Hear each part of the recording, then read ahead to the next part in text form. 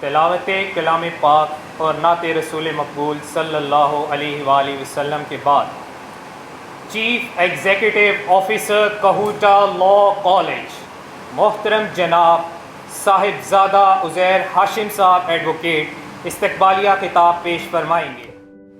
بسم اللہ الرحمن الرحیم، الحمدللہ رب العالمین، والصلاة والسلام علی خاتم النبیین وعلی آلہ و اصحابہ اجمعین۔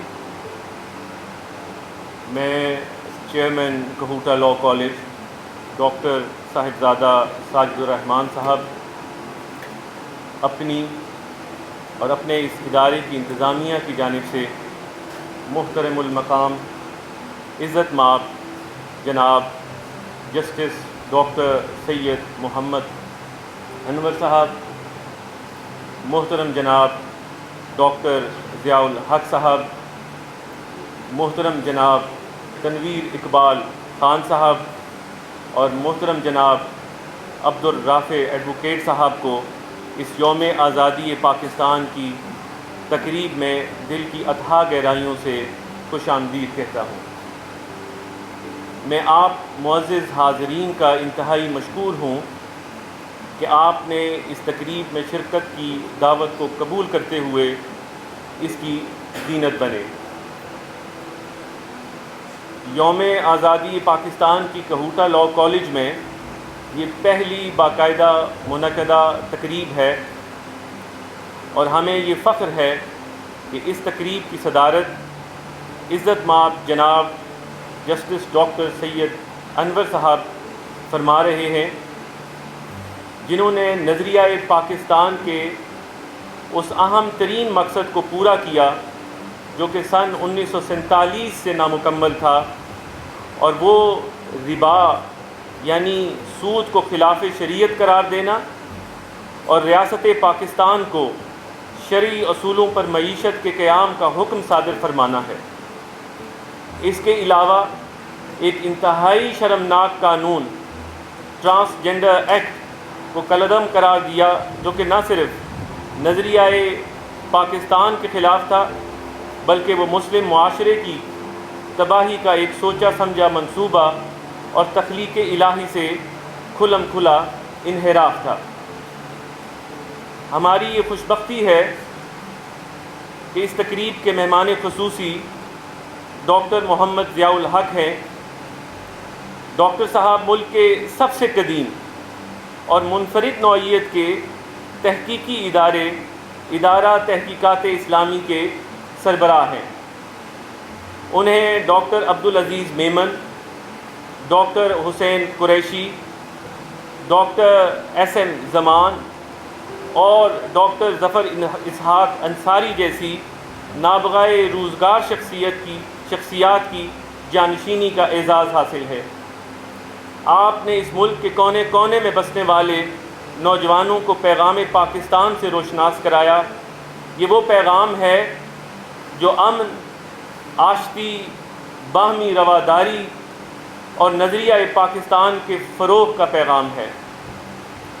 آج کی تقریب کے دوسرے مہمان خصوصی عزت مآب جناب تنویر اقبال خان صاحب ہیں، جو کہ صدر راولپنڈی ہائی کورٹ بار ایسوسی ایشن ہیں۔ آپ کی شخصیت ہمہ جہت شخصیت ہے۔ قانون سے وابستہ حضرات ان کی اس شعبہ میں حیثیت سے بخوبی واقف اور معترف ہیں۔ آج کی تقریب کے تیسرے مقرر جناب عبدالرافع ایڈوکیٹ ہیں، جو اسلام آباد بار کی ایک متحرک شخصیت ہیں اور دینی حوالے سے علمی حلقوں میں محبوبیت کا درجہ رکھتے ہیں۔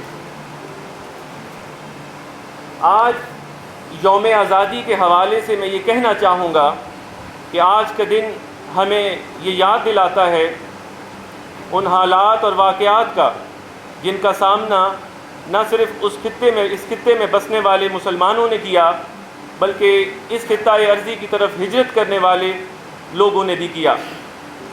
یہ اس وقت کی قیادت تھی کہ جس نے انتہائی مشکل اور کٹھن حالات میں مسلمانوں کو متحد اور یکجا کیا کہ یہ خطہ ارضی ایک نظریہ کی علامت ہے اور اس نظریہ سے جڑی ہوئی اس مملکت کی حفاظت و آبیاری اب ہم سب کی ذمہ داری ہے۔ اسی نظریے اور اسی مقصدیت نے ہم سب کو مجتمع کیا اور ایثار اور قربانی کی وہ مثالیں قائم کی کہ تاریخ اس کی گواہ ہے۔ میں اس امر پر یقین رکھتا ہوں کہ ایسے ایام پہ منفی نہیں بلکہ مثبت پہلوؤں پہ گفتگو کی جائے تاکہ آئندہ کا بہتر لائحہ عمل طے کیا جا سکے۔ لہٰذا اس ملک نے اس مختصر ترین عرصے میں 76 سالہ عرصے میں اقوام عالم میں وہ مقام حاصل کیا جو کسی نوزائیدہ مملکت سے متوقع نہ تھا۔ یہ ملک جوہری طاقت بنا، یہ ملک دیگر مسلم ریاستوں کی حفاظت کا ستون بنا، یہ ملک جغرافیائی اعتبار سے ایک منفرد حیثیت رکھتا ہے۔ ان جغرافیائی خصوصیات کو بروئے کار لاتے ہوئے معاشی ترقی کی طرف گامزن ہوا۔ اس ملک میں بسنے والے لوگوں نے عالمی سازشوں کا ڈٹ کر مقابلہ کیا۔ ہماری یہ خوش قسمتی ہے کہ اس تقریب میں موجود ایسی دور اندیش شخصیات آج ان کو ہمیں سننے کا موقع ملے گا جو ہمیں اس ملک کے نظریاتی مقاصد کے حصول کے لیے لائحہ عمل فراہم کریں گے۔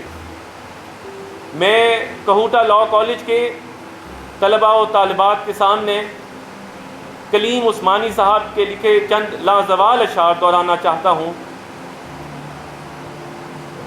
اس زمین کی مٹی میں خون ہے شہیدوں کا، ارض پاک مرکز ہے قوم کی امیدوں کا، نظم و ضبط کو اپنا میرے کارواں جانو، وقت کے اندھیروں میں اپنا آپ پہچانو، یہ زمین مقدس ہے ماں کے پیار کی صورت، اس چمن میں تم سب ہو برگ و بار کی صورت، دیکھنا گوانا مت دولت یقین لوگو، یہ وطن امانت ہے اور تم امی لوگو۔ بہت شکریہ۔